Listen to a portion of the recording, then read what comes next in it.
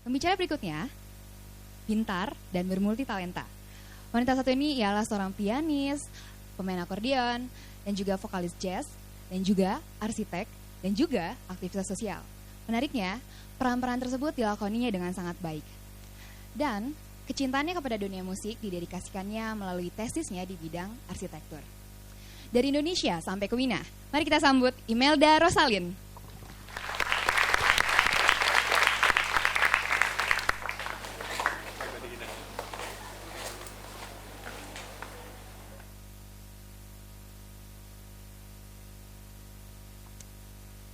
Halo, ya selamat siang semuanya. Pada forum TEDx yang ini saya ingin membagikan sebagian dari penelitian saya tentang dimensi keterkaitan arsitektur dan musik. Di mana sebetulnya keterkaitannya? Saya batasi penelitian ini di dalam tradisi rasional. Apa yang saya maksud dengan tradisi rasional? Itu sebetulnya budaya intelektual Barat. Walaupun kata intelektual itu baru belakangan ya, karena kalau kita teliti di zaman dulunya itu semuanya satu, antara intelektual dengan spiritual itu tidak bisa dipisahkan. Ini adalah petanya berdasarkan dari ini daerah Yunani kuno, Mediterania ya. Jadi sumbernya itu dari situ. Gagasannya itu tentang kesamaan formal antara arsitektur dan musik. Ini yang saya sebut sebagai sinkronik atau diakronik. Jadi ada dua pendekatan untuk mencari kesamaan antara arsitektur dan musik. Sinkronik itu saya ambil istilah dari linguistik, yaitu kita teliti secara struktur, secara kedalamannya. Di mana sih pertemuannya arsitektur dan musik? Kalau diakronik itu secara horizontal atau sejarah. Dalam perjalanannya ternyata selalu sinkron hingga saat ini. Walaupun ada epoch atau semangat zaman yang berbeda dalam hubungan arsitektur dan musik. Manfaatnya tentunya memberikan gagasan baik untuk komposisi musik maupun desain arsitektur. Karena kalau kita sebetulnya menerapkan prinsip-prinsip dasar, yaitu kita sebut tata atur alam semesta ya, kita akan bisa mendapatkan musik yang enak dan juga arsitektur yang nyaman dan surprisingly akustik yang baik. Ini pertanyaan mendasar, ini metodenya, lalu alur pembahasannya dari mana? Ternyata kalau kita sekarang mendengar ya Yanis Xenakis atau Bela Bartok. Yanis Xenakis bekerja sama dengan Le Corbusier, seorang arsitek dari Prancis, untuk membuat satu bangunan yang diambil dari komposisi musik Xenakis. Tapi ini prinsip yang mereka pakai itu mundur jauh. Yang bisa saya teliti itu sampai ke 7.000 tahun yang lalu, kebudayaan Sumeria. Saya belum menemukan artefak yang lebih tua, yang tertulis dan ada dokumennya, ada tabletnya. Mungkin kalau di Indonesia kita punya kebudayaan lebih tua, cuma kita sulit mencari artefaknya ya. Lalu yang menghubungkan lagi arsitektur dan musik itu adalah konsep bilangan dan matematika. Angkanya mengalami evolusi. Yang kita tahu sekarang angka 0, 1 sampai 10 dan seterusnya lanjutannya. Tapi zaman dulu angka belum sampai 10, itu ada sejarahnya juga, evolusi tersendiri. Musiknya juga begitu. Lalu di situ saya mencari kesamaan struktur antara keduanya. Kosmologi itu adalah hubungan konseptual, teoritik dan filosofis alam pemikiran kuno sebagai dasar perkembangan konsep harmoni alam semesta. Jadi ilmu tentang universe, tentang alam semesta. Ini yang bisa saya teliti sampai kebudayaan Mesopotamia, Sumeria, Mesir kuno dan Yunani kuno. 2000 tahun kemudian dari Yunani kuno, hari ini kita menikmati hasilnya. Ada piano, ada gitar, ada alat-alat yang menggunakan notasi do, re, mi, fa, sol, la, si, do. Kalau kita ke musik Indonesia, mungkin masing-masing daerah karena kita multination punya notasi yang berbeda dan mungkin hari ini presentasi ini bisa menginspirasi teman-teman yang ingin meneliti lebih jauh antara arsitektur tradisional dengan musik tradisional. Ini adalah kosmos semesta. Jadi zaman dulu ilmu itu tidak bisa dipecah-pecah epistemologis seperti sekarang. Ada yang belajar fisika, ada yang belajar musik, tapi yang fisika nggak ngerti musik. Ada yang belajar arsitektur, ada yang mendalami seni lukis, tapi salah satu ya masing-masing ilmu tidak tahu. Kalau zaman dulu namanya seorang saintis, berbeda mungkin kastanya ya dengan petani gitu ya. Itu mengerti semua, ini nggak bisa dipisahkan. Bahkan kalau kita ke rakyat jelata di kalangan petani atau buruhnya juga sama, itu yang mereka pahami. Jadi satu individu itu dia harus mengerti agamanya apa, di situ dia mengerti matematika, seni, musik, lalu fantasi yang puitis ya dalam kata-kata, literatur, dan sains. Lalu saya bergerak ke konsep angka. Dulu sistem bilangan itu berbasis 60 atau integers, di sini artinya bilangan bulat. Itu ada operasi matematika ya, berbagai operasi. Dan untuk menyelidiki hubungan antara arsitektur dan musik, saya bergerak ke sistem kalender dan pengukuran waktu. Dari situ muncul teori musik yang kuno dan juga geometri. Inilah kebudayaan Sumeria meninggalkan sistem analog yang masih kita pakai sekarang. Sisanya itu di jam kita. Kenapa jam gak sampai 100 menit gitu ya? Kenapa 60 menit? Teori musik kuno. Ternyata dulu namanya angka itu semua memiliki sifat spiritual. Dia dihubungkan dengan dewa-dewa. Dewa Sumeria itu ada Marduk, ada Ishtar, ada Sin, Ean Enki, ada Bel Enlil, Anun An. Dan ini ada interpretasi terhadap nada-nada musik. Tapi ini masih kuno, masih jauh lebih tua dari Yunani yang kita pakai sekarang. Itu adalah hasil dari Pitagoras. Saya bergerak lagi ya. Ini teori musik kuno. Bayangkan zaman dulu sudah ada spiral quint untuk menetapkan nada musikal. Mungkin teman-teman yang sekarang cukup mengerti teori musik, ada Tesla. Kita pakai circle of fifth ya, circle of fourth. Tapi itu ada dewa-dewanya semua dulu. Makanya sulit kita katakan intelektual karena sebetulnya spiritual. Kalau fifth itu quint ya, berarti jaraknya 5. Kalau kita punya note oktav itu adalah jarak 8. Fifth itu 5. Kalau saya hitung lagi yang namanya spiral itu, fifth itu adalah 1, 5, saya hitung lagi 5, saya hitung lagi 5, hitung lagi 5. Dan ini tuh membentuk sebetulnya urutan tangga nada. Ini natural C. G itu 1 sharp, D 2 sharp, A 3 sharp, dan seterusnya. Pernah belajar ya di kelas musik? Pernah. Ya, mudah-mudahan. Ternyata sejarahnya panjang ya. Lalu penetapan sistem tangga nada. Ini ada perbandingannya. Jadi kalau sekarang itu betulnya ada koreksi ya, koreksi terhadap nada. Ini adalah simetri tonal. Tonal itu nadanya, tone dalam oktav ya. Berhubungan dengan kalender. Saya tidak akan menjelaskan lah ini hubungannya bagaimana. Tapi kira-kira kita bisa membuat analogi beberapa suku bangsa kita kan ada yang punya kalender, bener nggak? Lain ya, kalendernya angka-angkanya lain. Dan itu adalah kalender abadi. Mereka pakai untuk pertanian dan seterusnya. Itu adalah angka-angka suci, gitu ya, sacred numbers. Lalu prinsip harmoni. Kita bisa lihat di sini masih ada dewa-dewa itu. Semuanya berasal dari angka. Ini adalah geometri suci ya.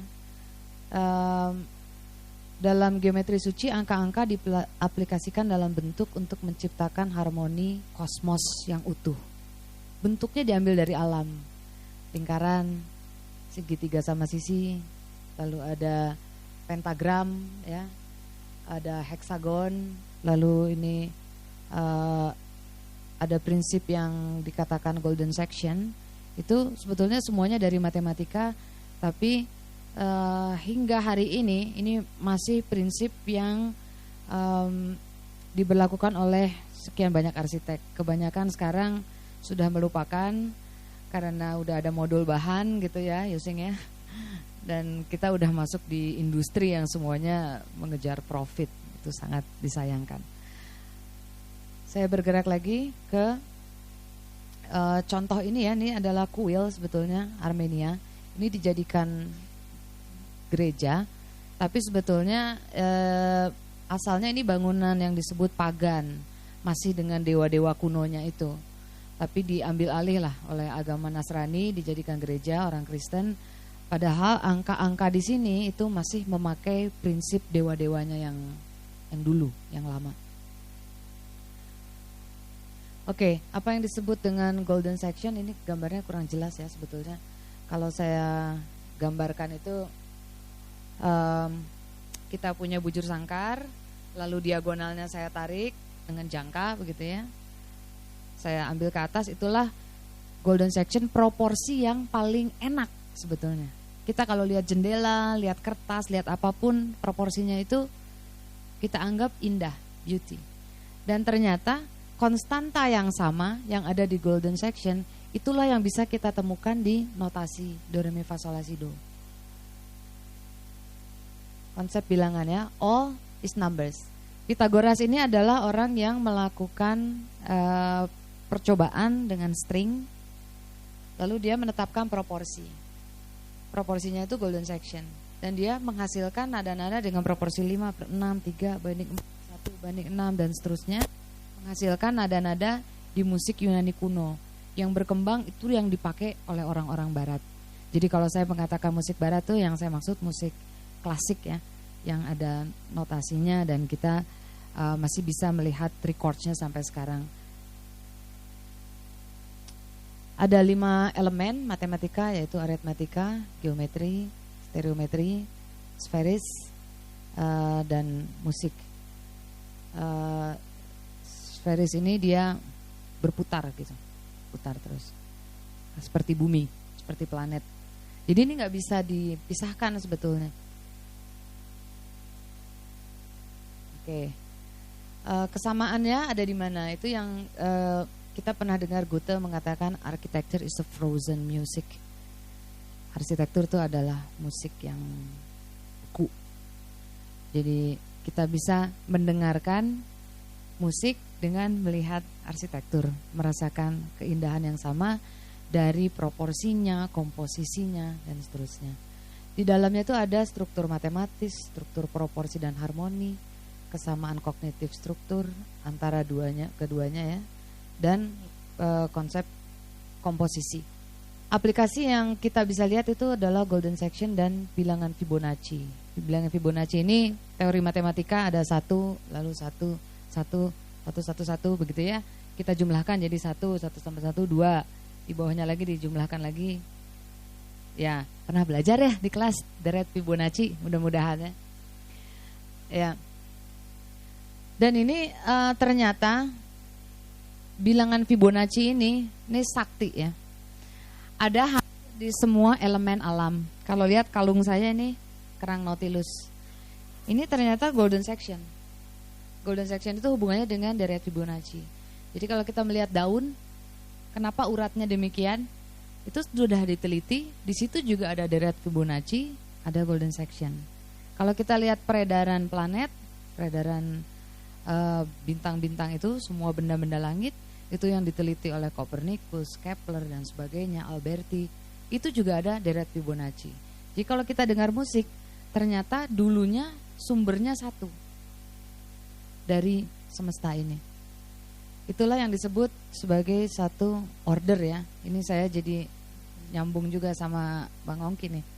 Perwujudan angka dan rasio lewat mimesis ya. Mimesis atau peniruan, imitasi ke dalam dunia kasat mata dan dunia fisik untuk menghasilkan yang disebut keteraturan atau order, keseimbangan dan akhirnya keindahan. Makanan tradisional itu seimbang, selalu seimbang. Kenapa? Ya, karena mereka masih memakai juga prinsip semesta, sehingga semuanya seimbang. Ada order kosmos, order musik, order jiwa, itulah yang akhirnya saya sebut sebagai keindahan yang rasional. rasional karena semuanya dihubungkan oleh angka. Kadang-kadang ini kontradiktif ya, namanya keindahan kan harusnya irasional gitu. Tapi kalau kita teliti strukturnya, ternyata akan ketemu angka-angka yang sama. Ini saya lewat dulu, tapi ada contohnya, mungkin nanti bisa di Google. Kita lihat karya Alberti, Palladio gitu ya, proporsi geometrisnya. Sekarang ke bagian kedua yang diakronik tadi. Ternyata perjalanannya kalau kita lihat bisa dianalogikan. Ini yang disebut struktur konsep ya, komposisi. Jadi kalau di musik kita mengatakan itu bunyi itu kan getaran atau gelombang. Di arsitektur kita katakan itu massa ya, ini materi yang solid. Gone in the air, dia hilang di dalam waktu ya, udara. Sedangkan arsitektur itu ruang, gitu, menghasilkan komposisi. Hasil dari musik itulah lagu yang bisa kita dengarkan secara audio. Lalu arsitek itu yang bisa kita lihat menjadi bangunan. Saya akan memberikan contoh komposisi yang dilakukan oleh Xenakis dengan prinsip analogi, asosiasi, dan ide. Mungkin kita loncat ke ya ini ya, Xenakis. Ini adalah video yang akan saya putar sedikit. Video Xenakis mungkin metastasis ya. Jadi Xenakis ini adalah seorang arsitek, tapi dia juga seorang musisi. Dia membuat sendiri karya musikal dengan bangunannya.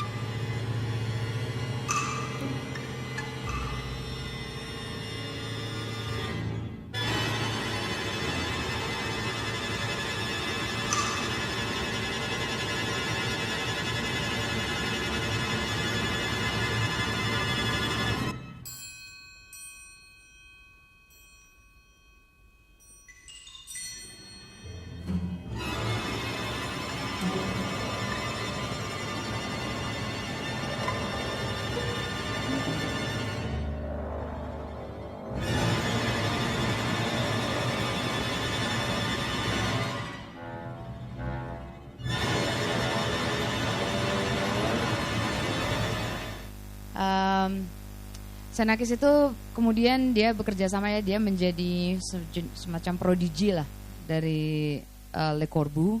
Mereka sama-sama membuat bangunan yang terkenal yaitu Chapel La Tour di Prancis. Mungkin nanti bisa dilihat ya, jadi dia menggunakan prinsip-prinsip komposisi gitu. Memang musiknya sangat modern, jadi perlu inilah apa namanya, pemahaman intelektual gitu untuk memahami musiknya.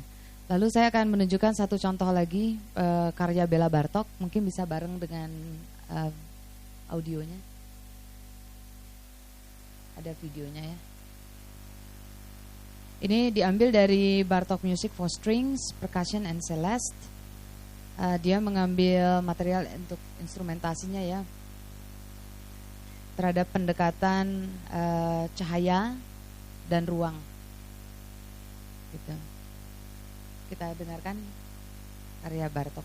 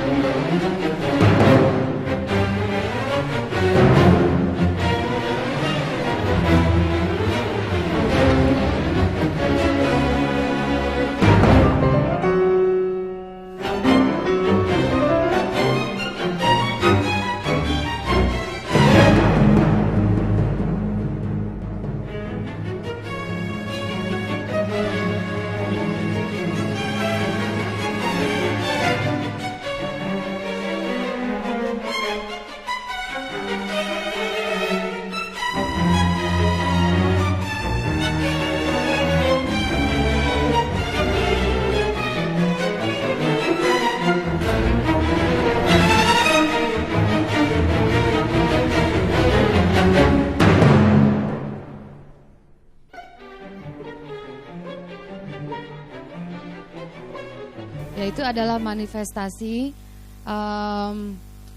karya yang dilakukan oleh arsitek dan musisi.